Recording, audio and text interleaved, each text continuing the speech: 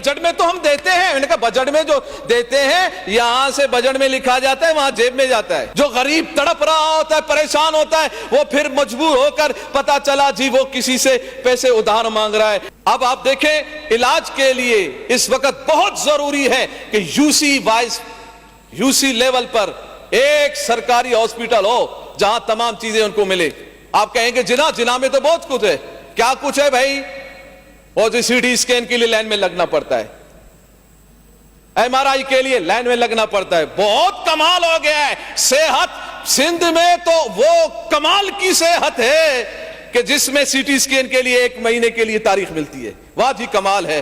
M R آئی کے لیے 1 مہینے کے لیے جو ہے نا وہ تاریخیں ملتی ہیں. اور پھر وہ این آئی سی وی ڈی کا جو بتایا گیا کہ وہ تو بہت کمال کی ہے. میں نے کہا کتنا کمال ہے؟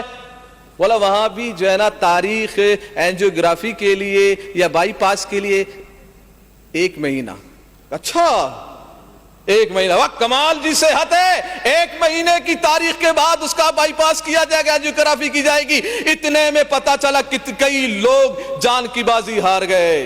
یہ صحت ہے. ایسی صحت سندھ کی میں نے پورے دنیا میں کسی کے ہاں نہیں دیکھا جو حال سندھ کا ہے. جو حال صحت, بس ہر ایک کو اچھا دکھانا, بہتر بتا دینا.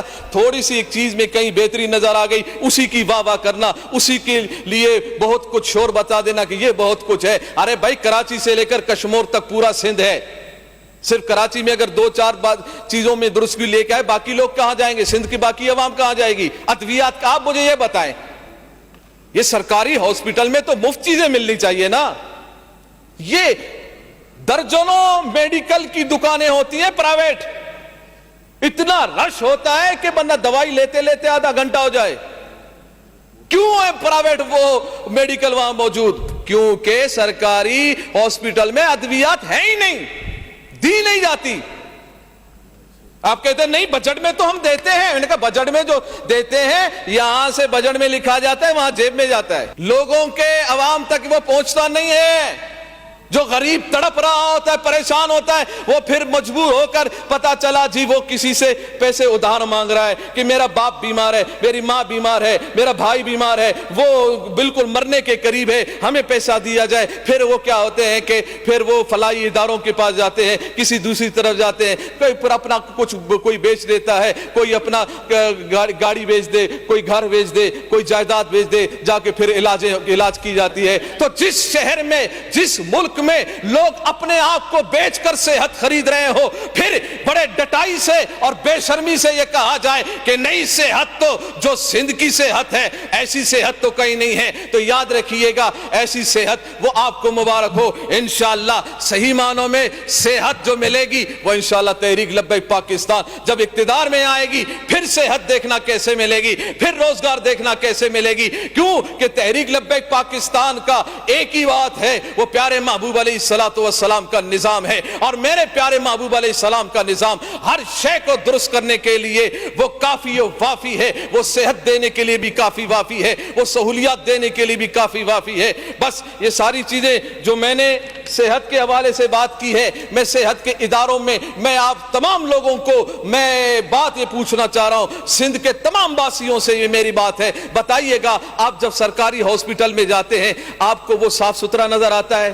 نہیں نظر آتا. پان کی پچکاری وہاں نظر آتی ہے, کچرا وہاں نظر آ رہا ہوتا ہے, اس کے باہر کوئی گٹر کا نالا ابھر رہا ہوتا ہے. تو یہ صحت کے اداروں میں ہی صفائی نہیں ہے تو پھر مجھے یہ بتائے صحت کیسے درست کی جائے گی؟ خورد و نوش کی چیزوں میں ملاوٹ موجود ہے تو کہاں سے صحت درست ہوگی؟ بس بجٹ رکھ دیا جاتا ہے, بڑی محنت سے بجٹ رکھ دیا گیا اور سال بسال بجٹ کو بڑھا دیا جاتا ہے. اس کے علاوہ ہمیں کچھ بھی نظر نہیں آتا. پھر ٹرانسپورٹ کے حوالے سے ہم نے تو وعدہ یہ سنا تھا ٹرانسپورٹ کا کہ 10,000 بسیں دیں گے ہم. کہاں ہیں 10,000 بسیں؟ وہ 10,000 میں سے 5,000 کہاں ہیں؟ او بھائی 1,000 کہاں ہیں؟ نہیں ہے بسیں. اور پھر دوسری بات یہ ہے کہ یہ جو بسوں کے حوالے سے جو بات کی گئی کہ ہم بسیں دیں گے, تو بھائی یہ پورا کراچی ہے اور پورا سندھ ہے, تو اس کے ایک کونے سے دوسرے کونے تک ہر جگہ کے لیے آپ دیکھیں اور ہر طرف کو آپ ٹرانسپورٹ کے حوالے سے دیکھیں.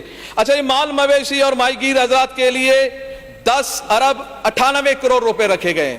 10 ارب 98 کروڑ. ماہی گیر حضرات میں آپ سے مخاطب ہو اور مویشی مویشی والے، بھیڑ بکریوں والے، میں آپ سے مخاطب ہوں، آپ کے لیے 10 ارب روپے رکھے ہیں سندھ حکومت نے، مبارک ہو۔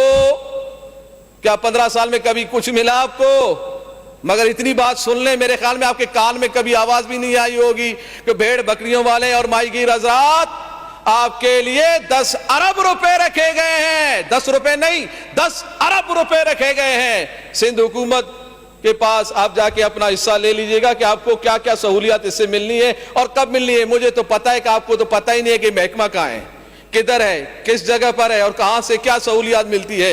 بس یہ رکھ دیا جاتا ہے تاکہ کھانے کا نظام برابر ہو۔ محکمہ جنگلات کے لیے 245 کروڑ روپے رکھے گئے ہیں، کہاں جائیں گے، کدھر جائیں گے، معلوم نہیں۔